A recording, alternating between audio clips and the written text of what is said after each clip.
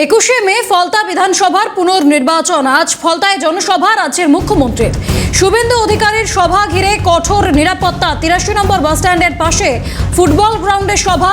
বিজেপির প্রার্থী দেবাংশু পণ্ডার সমর্থনে এই জনসভা করবেন মুখ্যমন্ত্রী শুভেন্দু অধিকারী।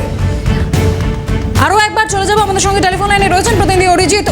21শে মে ফলতায় নির্বাচনের আগে আজ জনসভা মুখ্যমন্ত্রীর, কি ছবি সেখানকার?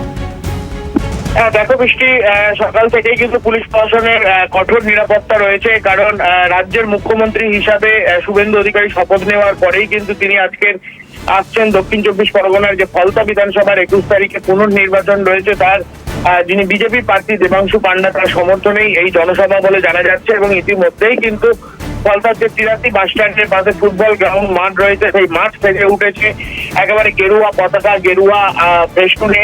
অন্যদিকে কিন্তু পুলিশ প্রশাসনের কঠোর নিরাপত্তা দেখা যাচ্ছে, কারণ আর কিছুক্ষণের মধ্যেই রাজ্যের মুখ্যমন্ত্রী শুভেন্দু অধিকারী তিনি আসবেন বিজেপি প্রার্থী দেবাংশু পান্ডার সমর্থনে এই জনসভা করতে, এবং সেখান থেকে কর্মী সমর্থকদের উদ্দেশ্যে তিনি কি বার্তা রাখেন এবং কি নির্দেশ দেন সেই দিকেই কিন্তু লক্ষ্য রয়েছে। বৃষ্টি, একদমই তাই।